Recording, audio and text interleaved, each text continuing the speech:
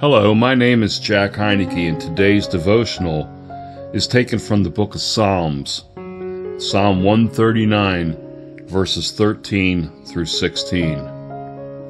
For you formed my innermost parts. You knit me together in my mother's womb.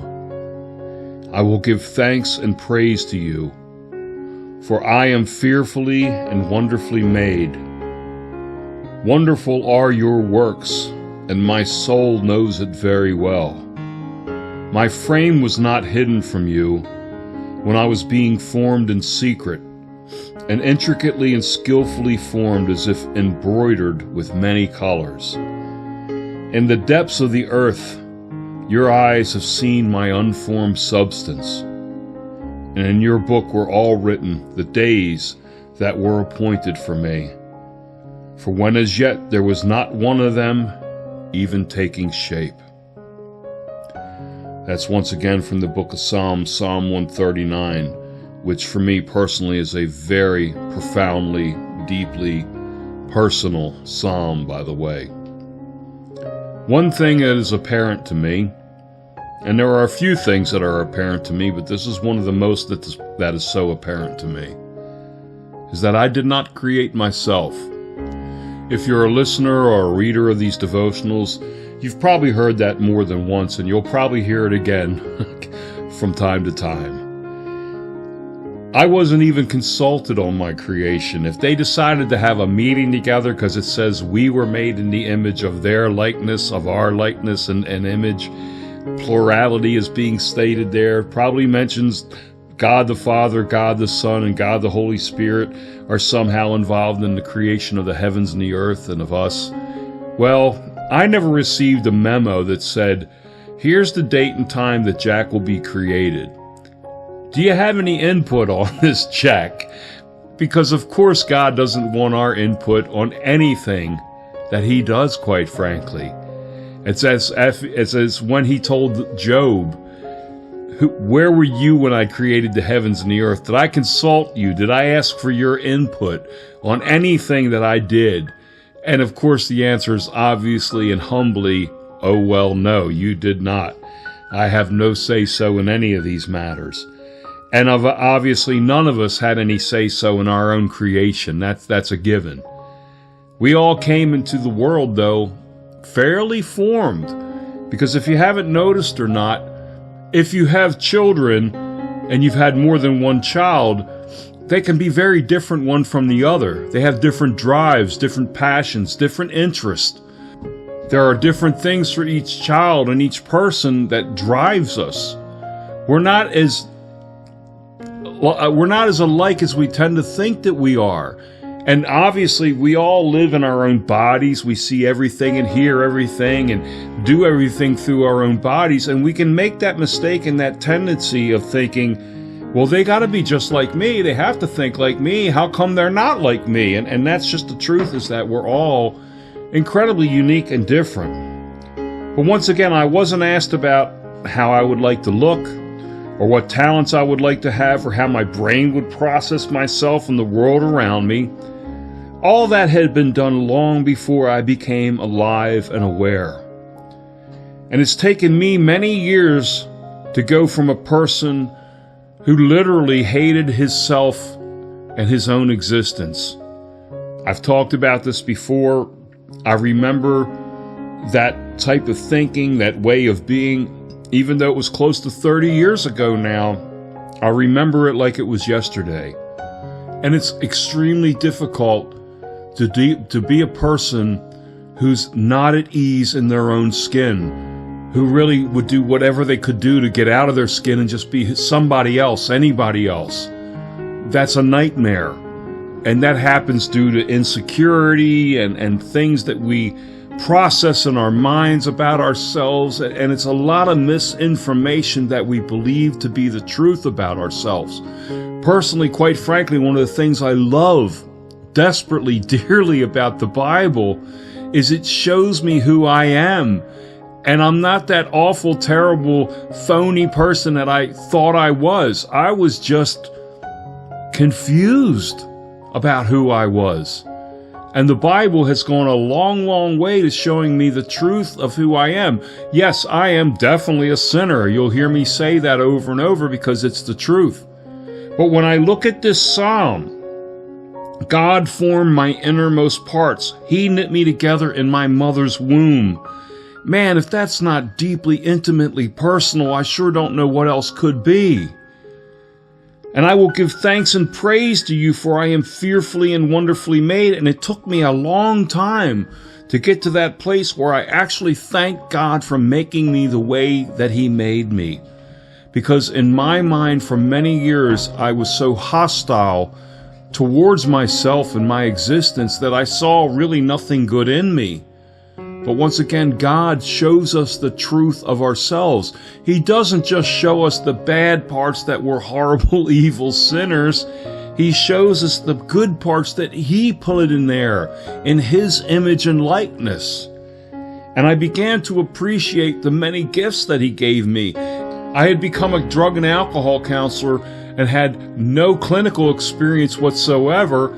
And quite frankly, to me, that was a very serious job to have, especially to walk into a group of people who were not just drug addicts, but also had mental health disorders that had been diagnosed. And I'm thinking, I don't want to mess these people up any more than they already are. This is pretty serious, responsible stuff here. So I would get prayed up before I'd walk in that room. And as I'd sat down and I'm looking everybody in the eye and we're going through our introductions and whatnot, the beginning of every group, I'm praying. Somebody's looking at me and talking, and I'm hearing everything they're saying. I'm responding to everything they're saying, and I'm praying all at the same time. And I'm here to tell you that as an observer, I watched God at work in that room. Whether God was working through me or through these other people, but God was there and He was making things happen that at times was incredibly profound, breakthrough kind of stuff for a lot of these people and for myself as well. And I became a pretty good counselor, a pretty good listener, a pretty good person who has understanding of what these people were struggling with.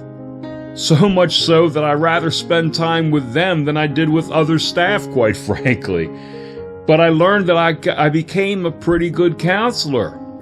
So who did I thank for me being a pretty good counselor? Was I able to thank myself for that? No. It was God I was able to thank for that, because He's the one who pushed me in the door of that place, got me the job there, and gave me the gift and the ability to be able to be a counselor. I can play guitar, I can sing, I can write these devotionals, I can sit here and talk. I've done public speaking lots of places, so I have some gifts and abilities.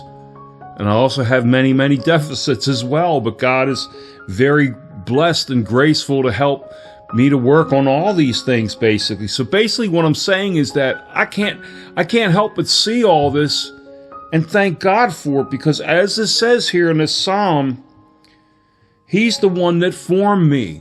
He's the one that gave me these gifts. I had nothing to do with having any of them.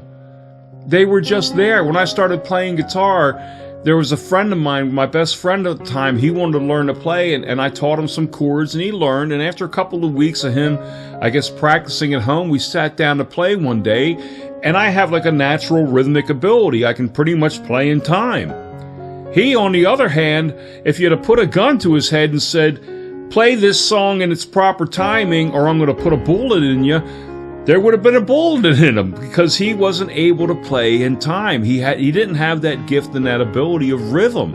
And I remember looking at that thinking, why can I do it and he can't? I don't really understand that. But it was later on when God revealed to me and showed me how all of us are so uniquely different, and some people are great at this but not so good at that. And that describes every single one of us. So this newfound appreciation that I had, it doesn't come from the world and how it responds to me, because the world tends to appreciate very little when it comes to what God has created. There are certain things that the world loves and certain things that the world hates for the most part, and that can change within a breath of a moment. This appreciation, it just came through life and observing and watching and praying and learning about God and learning about His Word and reading psalms like this psalm right here.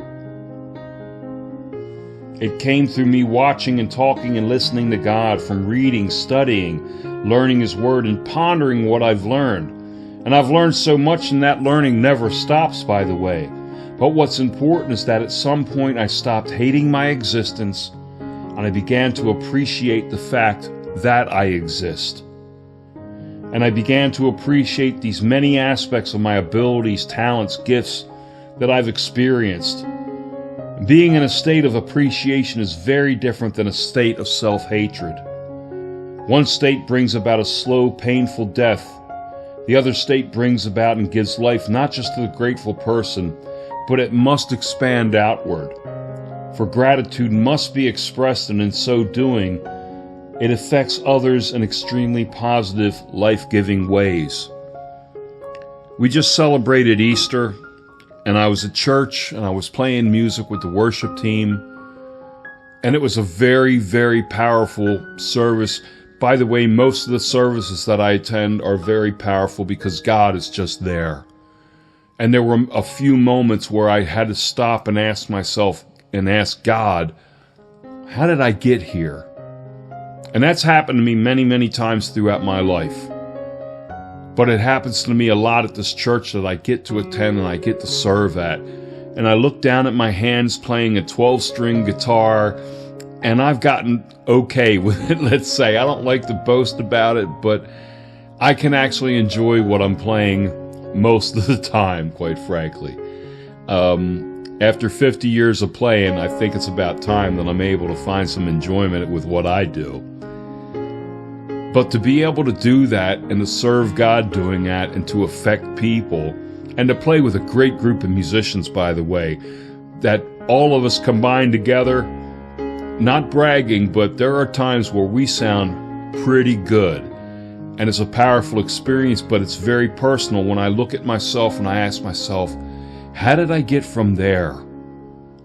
Someone who hated himself and saw nothing good within himself, to now someone who gets up and thanks God that I have another day to be alive, I have another day to be able to serve Him, that I get to serve Him, that I get to play guitar on a really good group, with a good group of musicians and a good worship team, full of people who aren't just good musicians, but people who really truly love the Lord.